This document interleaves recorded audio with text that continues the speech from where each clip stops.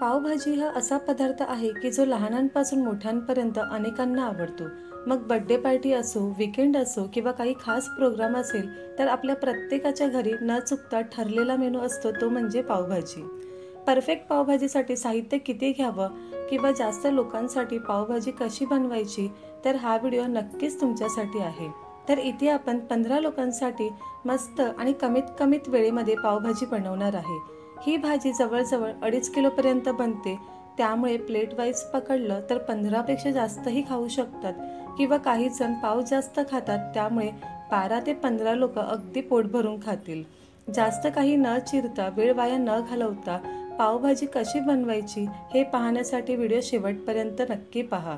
सुरुवात करूया आपल्या रेसिपीला. नमस्कार मंडळी, माऊलीज किचनमध्ये तुम्हा सर्वांचं मनापासून स्वागत आहे. तर भाजी बनवण्यासाठी इथे मी घेत आहे 1.5 किलो बटाटा, ज्याची सालं काढून स्वच्छ धुवून घेतलं आहे. सोबतच घेतलं आहे 600 ग्रॅम फ्लॉवर. तर इथे फ्लॉवरचे छोटे छोटे तुकडे करून घेतले आहे. तर फ्लॉवर 600 ग्रॅम जरी असला तरी त्याचा मागचा भाग काढून आपण जेव्हा फक्त ही फुलं घेतो तेव्हा तो वजनामध्ये थोडा कमी बसतो. इथे मी 400 ग्रॅम वाटाणा सोलून घेतला आहे. तर वाटाण्याच्या शेंगा आपण सोलून त्यामधले जेव्हा दाणे घेतो तेव्हा तो देखील जवळजवळ 250 ग्रॅमपर्यंत होतो. त्यामुळे घेताना तुम्ही 400 ग्रॅम वाटाणा घ्या, मग तो सोलून कितीसुद्धा वजनामध्ये बसलात तरी हरकत नाही. आता इथे पाहू शकतात शिमला मिरचीचे मोठे काप करून आतील सर्व बिया काढून घेतल्या आहे. इथे मी 2 मोठी शिमला मिरची घेतली आहे, जी आपण नंतर अगदी बारीक कापून घेणार आहे. आता कांदा आणि टोमॅटोचं प्रमाण बघा. तर इथे मी मोठ्या आकाराचे 6 कांदे घेतले आहे. वजनामध्ये हे बरोबर अर्धा किलो कांदे आहे. आणि टोमॅटोसुद्धा मोठ्या आकाराचे 6 घेतले आहेत. हे देखील वजनामध्ये अर्धा किलो इतके आहे. तर इथे कांदा आणि टोमॅटो बारीक कापून न घेता भाजी पटकन आणि घट्ट होण्यासाठी काय करणार आहोत हे आपण पुढे पाहून घेऊ.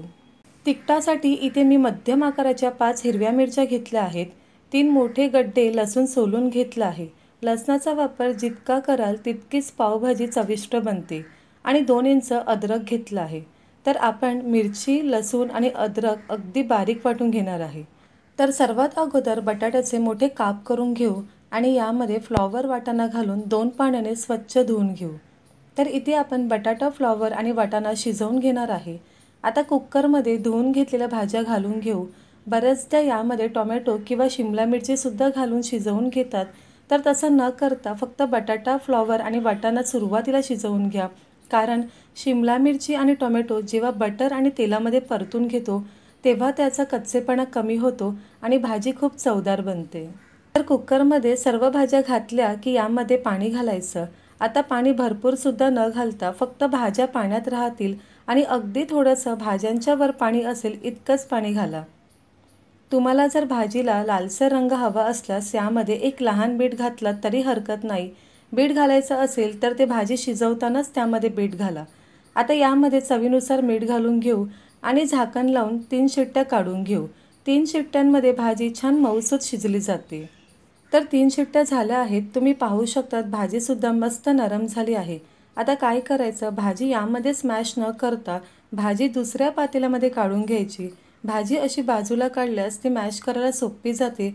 शिवाय जर कधी पाण्याचं प्रमाण जास्त झालं तर ते देखील बाजूला काढता येतं, जेणेकरून आपण जेव्हा भाजी बनवू तेव्हा त्यामध्ये जास्त पाणीसुद्धा जाणार नाही.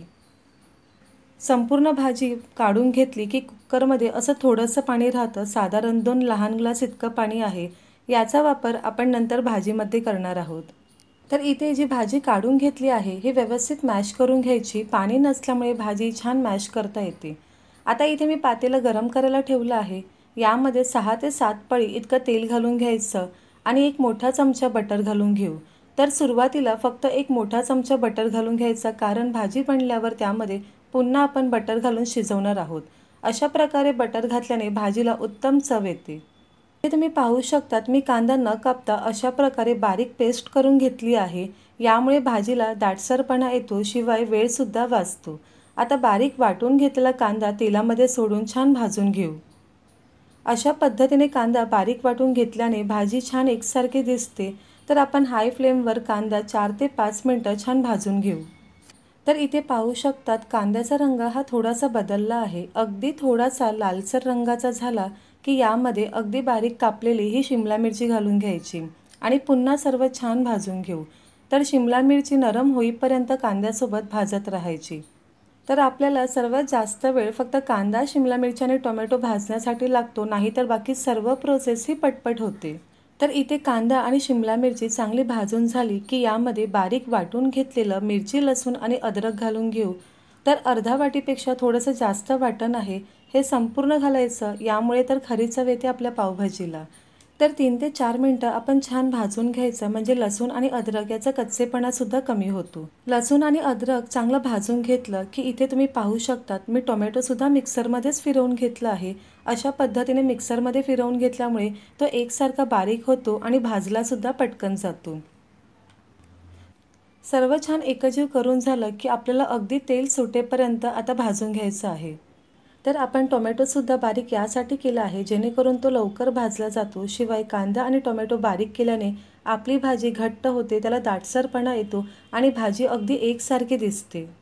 तर टोमॅटो तेलामध्ये भाजताना थोडेसे तरी गरम शिंतोडे हातावर उडतात, त्यामुळे काय करायचं, मध्यम आचेवर टोमॅटो 1 मिनिटासाठी भाजून त्यावर अशा पद्धतीने ताट झाकायचं, जेणेकरून त्यामधले गरम शिंतोडे हातावर उडणार नाही आणि ताट झाकल्यामुळे आतमध्ये एक छान वाफ तयार होते। त्यामुळे टोमॅटो हा चांगला भाजला जातो आणि त्याला तेलसुद्धा सुटलं जातं। फक्त काय करायचं, अधूनमधून टोमॅटो परतून घ्यायचा, म्हणजे तो खाली लागलासुद्धा जाणार नाही। तर इथे पाहू शकता टोमॅटो चांगला भाजला आहे आणि याला तेलसुद्धा सुटलं आहे आणि रंग तर पहा किती सुंदर आला आहे ना। आता यामध्ये आपण पावभाजी मसाला घालून घेऊ। तर ही भाजी 2.5 किलोपर्यंत होते, त्यासाठी यामध्ये मी 5 रुपयाला जे पावभाजी मसाल्याचं पॅकेट मिळतं ते 5 पॅकेट घालणार आहे। तर मला 10 रुपयाला मिळतं तसे 2 पॅकेट मिळाले आहे आणि 1 पॅकेट 5 रुपयाचं मिळालं आहे, ते सर्व आपण यामध्ये घालून घेऊ। मी अर्धा किलो भाजीसाठी एक लहान 5 रुपयाचं पॅकेट वापरते, त्यामुळे यामध्ये 10 वाले 2 पॅकेट आणि 5 वालं 1 पॅकेट वापरत आहे।